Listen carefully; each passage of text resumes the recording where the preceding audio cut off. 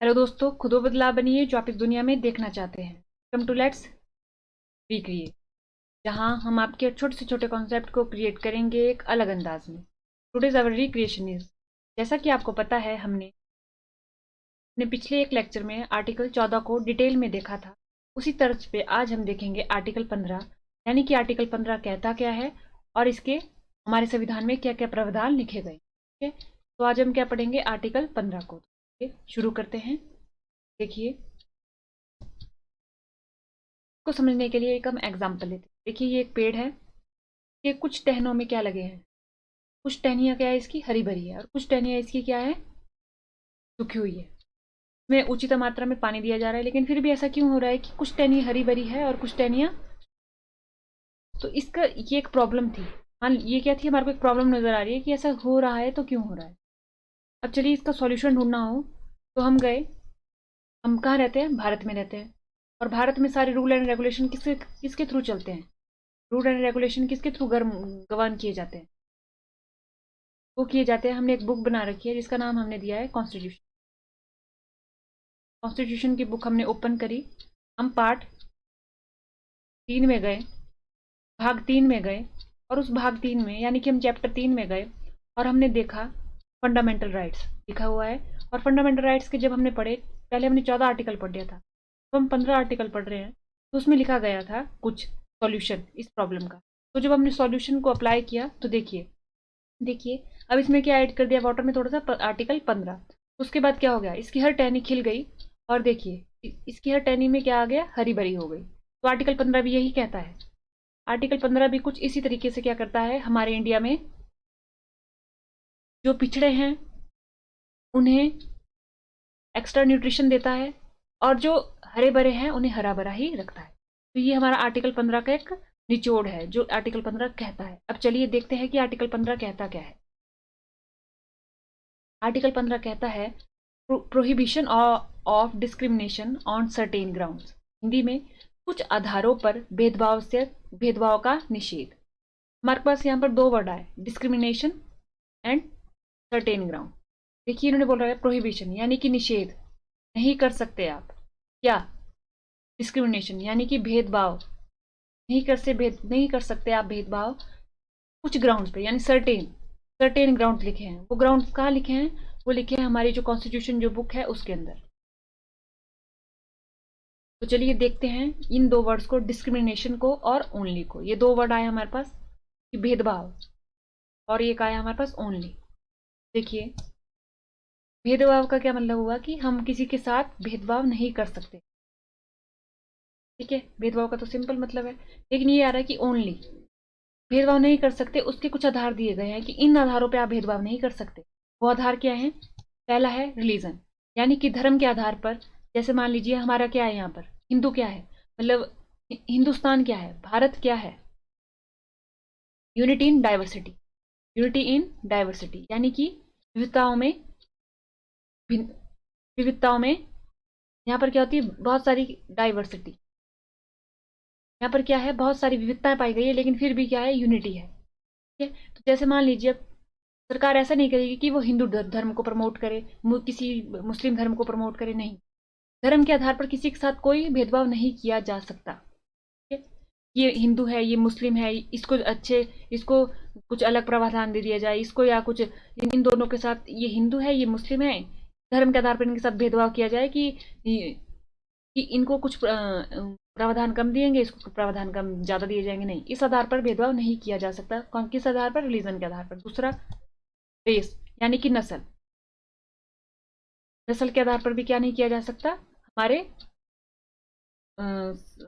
India में भेदभाव नहीं किया जा सकता। आपको पता होगा कि हमारे डिफरेंट डिफरेंट टाइप की नस्ल्स पाई जाती है हिंदुस्तान में, तो उस आधार पर भी भेदभाव नहीं किया जा सकता कि ये बेहतर नस्ल का है तो इन्हें बेहतर अपॉर्चुनिटी या बेहतर फैसिलिटीज दी जाए, नहीं।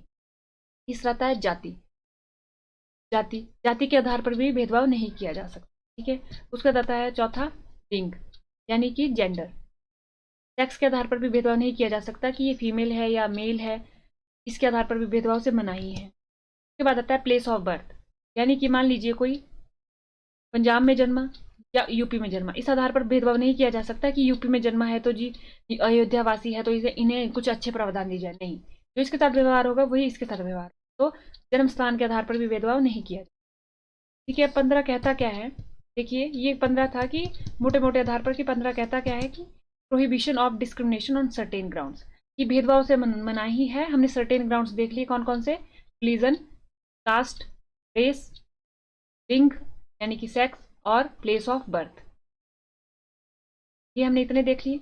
नहीं किया जा सकता भेदभाव। अब देखिए इसको ना इन्होंने थोड़ा और इलेबोरेट करके लिखा है संविधान में कि ऐसे कैसे पता चलेगा कि क्या क्या प्रोविजन है, किस आधार पे हम भेदभाव नहीं करेंगे। तो देखिए 15(1) क्या कहता है, 15(1) सबसे पहले यही कहता है कि भेदभाव नहीं किया जाएगा, डिस्क्रिमिनेशन नहीं किया जाएगा, किस आधार पर, जो आधार दिए गए हमारे पास 5 आधार। कौन कौन से आधार है, वो है religion, race, caste, sex and place of birth. ये 5 हमारे हैं सिर्फ इनके आधार पर। इसका क्या मतलब हुआ कि किसी और आधार पर भेदभाव किया जा सकता है। ठीक है, 15(1) ये कहता है हमारा।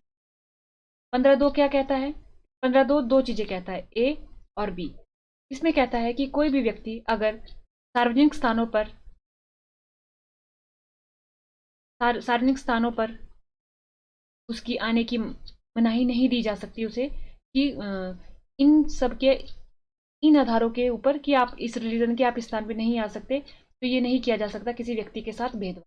दूसरा बोलता है कि अगर कोई राज्य सरकार द्वारा या सेंटर सरकार द्वारा, केंद्र सरकार द्वारा कोई फंडिड पब्लिक प्लेस है, होटल है, रेस्टोरेंट है, उस आधार पे भी उस व्यक्ति के साथ भी, मतलब व्यक्तियों के साथ भेदभाव नहीं किया जा सकता कि आप सेंटर के खास है तो आप जा सकते हैं, दूसरे आम व्यक्ति नहीं जा सकते, नहीं, इस आधार पर भी भेदभाव नहीं किया जा सकता। 15(2) ये 2 प्रावधान। अब आती है 15(3) की बारी।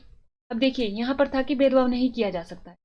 अब आता है हमारे पास कि जैसे आपको पता है कि हमारे पिछले हिस्ट्री में SC ST वुमेन्स, इनके ऊपर क्या हो रहे हैं, इनकी जो दशा थी वो बाकी कंपैरिजन में कैसी थी, थोड़ी खराब दशा थी। तो इनको इनके बराबर तक लाने के लिए 15(3) में क्या प्रावधान किया गया है कि वुमेन के लिए, यहाँ पर इसमें वुमेन के लिए प्रावधान किया गया है कि लोकल जो रिप्रेजेंटेटिव बॉडी होगी यानी कि पंचायत, उनमें क्या दिया जाएगा, इनको आरक्षण दिया जाएगा। जैसे कि अब दिया भी जा चुका है और एक बिल भी आ चुका है जिसके अकॉर्डिंग कितना आरक्षण हो जाएगा, 50%। लेकिन अभी कितना है, 33% आरक्षण है। तो ये हो गया हमारे पास। अब उसके बाद आता है 15(4). 15(4) में क्या बोला गया है कि जो हमारे SC ST या फिर SC ST जो एजुकेशनली सोशली बैकवर्ड हैं, उन्हें क्या दिया जाएगा, उन्हें स्पेशल प्रोविजन प्रोवाइड कराया जाएगा, किसमें, एजुकेशन में, एम्प्लॉयमेंट में। ठीक है, एम्प्लॉयमेंट में। ये हमारा 15(4) बोलता है SC ST से रिलेटेड। अब आता है हमारा 15(5). देखिए हमने 15(4) तक कर लिया। ये किसकी बात करता है, ये ओवरऑल की बात करता है। ये बात करता है कि आप सार्वजनिक स्थानों पर नहीं मनाही कर सकते किसी को। 15(3) बोलता है वुमेन्स के लिए। 15(4) किसके लिए बोलता है, SC ST के लिए। अब आता है 15(5). देखिए इसको 93rd अमेंडमेंट एक्ट 2005 के द्वारा ये जो कॉन्स्टिट्यूशन बुक है उसमें ऐड किया गया था। ये पहले से ही थे, इसको ऐड किया गया था 93rd अमेंडमेंट एक्ट 2005 के द्वारा। ये क्या बोलता है कि जो अदर बैकवर्ड क्लासेस है, जो SC और ST और वुमेन के अलावा जो बच गए, अदर बैकवर्ड क्लासेस ST और SC के अलावा जो बच गए वो अदर बैकवर्ड क्लासेस, उनके लिए क्या प्रावधान किया गया है, उनके लिए प्रावधान किया गया है कि एजुकेशनल जो सोशली, मतलब अदर बैकवर्ड क्लासेस कैसे, जो सोशली और एजुकेशनली बैकवर्ड है उन्हें क्या दिया जाएगा, प्राइवेट इंस्टीट्यूशन में, एजुकेशन में, एम्प्लॉयमेंट में क्या दिया जाएगा, कुछ विशेष प्रावधान दिया जाएगा। इसके लिए किसको फॉलो किया जाएगा, क्रीमी लेयर। कैसे डिसाइड किया जाएगा कि कोई बंदा या कोई इंसान OBC है, तो यहाँ पर दिया गया था हमारे पास 8 लाख रुपए की क्रीमी लेयर, जिसकी इनकम इससे कम है वो किस में आ जाएंगे, हमारे OBC में। ठीक है, ये हो गया हमारे पास। अब दूसरा आता है हमारे पास 15(6). देखिए 15(6) क्या बोलता है, 15(6) क्या बोलता है, अब देखिए 15(6) बोलता है, इसे ऐड किया गया था 103 अमेंडमेंट एक्ट 2019 के द्वारा। इसने क्या किया, इसने किया जो इकोनॉमिकली वीकर सेक्शन है उन्हें 10% क्या कर दिया, इसने 10% क्या कर दिया, इसने सीट रिजर्व कर दी इनकी। ठीक है, इनके लिए लेकिन एजुकेशन संस्थान में। लेकिन ये वाला सब्जेक्ट किस में अलाउ नहीं होगा, जो माइनॉरिटीज़ के द्वारा चलाए जाते हैं ना इंस्टीट्यूशन, वहाँ पर EWS ये बोल के नहीं जा सकता कि आप मेरे लिए सीट आरक्षण है, मुझे सीट दे दीजिए। नहीं, माइनॉरिटीज़ के द्वारा जो एजुकेशनल इंस्टीट्यूट चलाए गए हैं वहाँ पर ये अप्लाई नहीं होता। ठीक है, तो अब देखिए हमने क्या क्या पढ़ा आज। हमने देखा कि 15A किसके बारे में बात करता है। ये ओवरऑल बात करता है 5 तरीके से भेदभाव नहीं कर सकती, उसके अलावा कर सकती है। 15.2 बोलता है कि आप सार्वजनिक स्थानों पर मनाही नहीं दे सकते। 15.3 क्या बोलता है, वुमेन के लिए आरक्षण। 15.4 क्या बोलता है, SC STs के लिए आरक्षण। और 15.5 क्या बोलता है, OBC अदर बैकवर्ड क्लासेस। और 15.6 EWS। ये किसके द्वारा ऐड किया गया, 103 अमेंडमेंट एक्ट 2019 और ये 93rd अमेंडमेंट एक्ट 2005 के द्वारा। तो आज हमने क्या पढ़ा, आज हमने पढ़ा आर्टिकल 15। तो आज के लेक्चर में इतना ही। थैंक यू एंड देखते रहिए लेट्स रिक्रिएट।